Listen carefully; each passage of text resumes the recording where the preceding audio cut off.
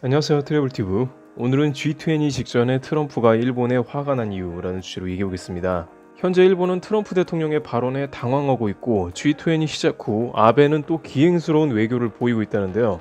G20의 의장국인 일본이 밸런스를 못 잡고 좌충우돌하는 논란에 대해서는 뒷부분에 말씀드리겠습니다.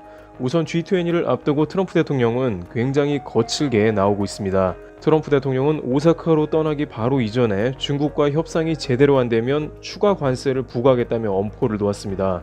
일부 언론에서는 이 회담을 앞두고 미국과 중국이 잠정적으로 추가 관세 부과를 중단했고 연기한 게 아니냐는 관측까지 나왔습니다만 트럼프 대통령은 전혀 멈출 기세가 없어 보입니다. 게다가 대상은 중국뿐 아니고 인도에까지 불똥이 튀고 있습니다. 인도는 수년간 미국에 매우 높은 관세를 부과한 데다가 최근 관세를 훨씬 더 올려서 트럼프 대통령은 용납 불가라며 정상회담 전 트윗을 올렸습니다. 인도는 미국의 중국을 견제하는 전략적 파트너로 지금까지 인도가 러시아의 사드인 S-400을 수입하더라도 묵인해주는 등 다른 동맹들에 비해 참아주는 편이었으나 이번에 트럼프 대통령은 대놓고 인도를 비판하며 G20에서 관세에 대한 부분을 구체적으로 논할 것으로 전망이 되었습니다. 이와 같이 G20를 앞두고 트럼프가 마음먹고 타겟으로 삼은 국가들이 드러나고 있는 정황이 보이고 있는 것입니다.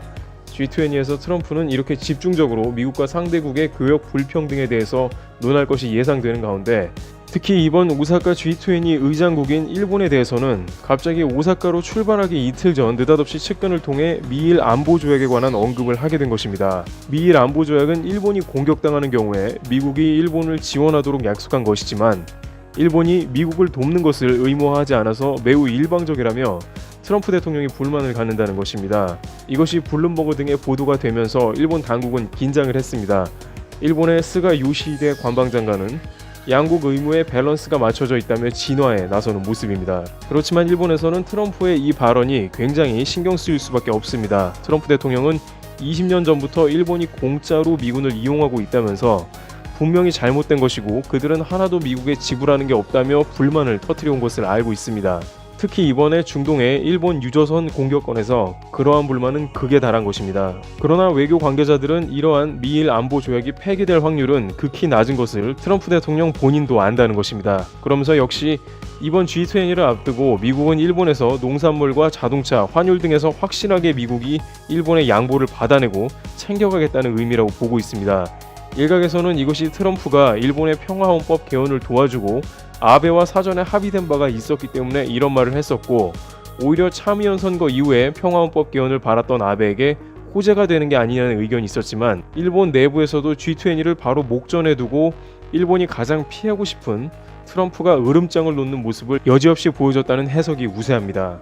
실제 아베 총리는 트럼프 대통령의 눈치를 보느라 G20의 의제에서 지구온난화에 대한 의제와 보호무역주의를 제외해버렸습니다. 지구온난화는 트럼프 대통령이 파리 협약을 탈퇴했기 때문이고 지금 미국은 자국 우선주의로 보호무역을 강하게 추진하는 상태라 미국을 배려하며 한 행동이라는 것입니다. 그리고 미국이 일본을 상대로 G20에서 무역협상을 좀 부드럽게 넘어가달라는 일종의 제스처가 아니냐는 것입니다. 그러나 트럼프 대통령은 측근에게 일본에 대한 불만을 터뜨렸고 이것이 진짜냐 아니냐 진위 여부를 가리고 있자 다시 한번 본인이 미일 안보조약이 제대로가 아니라며 공식 석상에서 확인까지 해준 것입니다. 한편 이러한 아베 총리의 모습에 대해 일본 야당은 트럼프에게 과잉 접대를 하더니 눈치를 보고 G20의 중요한 의제까지 빼버리는 대리인 역할을 하고 있다며 낯선 비판을 하는 모습을 보이고 있습니다. 또한 G20에서 한국을 제외한 주요 당사자국들의 정상들과만 회담을 진행하기로 해서 주요 의장국으로서 품위를 다소 손상시키는 게 아니냐는 논란도 일기하고 있습니다. 또한 여기에 붙었다 저기에 붙었다 마치 손바닥 뒤집는 듯한 기행 외교도 구설수에 오르고 있는데 26일에 오사카에 방일한 프랑스 마크롱 대통령과는 중국 견제를 위한 해양 안보에 협력하기로 했습니다. 그런데 다음날 중국과의 정상회담에서는 중국과 영원한 이웃나라로 규정하는 것을 두 정상이 합의하기로 한 겁니다. 중국을 견제는 하면서 영원한 이웃으로 협력하겠다는 건 앞뒤가 안 맞는 것인데 특히 미국이 중국과 첨예한 무역 협상을 앞두고 있는 상태에서 미국과 최고 동맹국이라 자청하면서 중국과의 유례없는 밀착 행보는 되려 미국 협상단을 자극하는 게 아니라는 것입니다. 트럼프 대통령은 7월 이후 참의원 선거에서 일본과 본격 무역회담을 하기로 사전 약속을 했지만 일본에게 불만을 계속해서 표시하며 강하게 몰아붙이고 있는 상황이 지속되고 있습니다. 트래블티브 여기서 마치겠습니다. 감사합니다.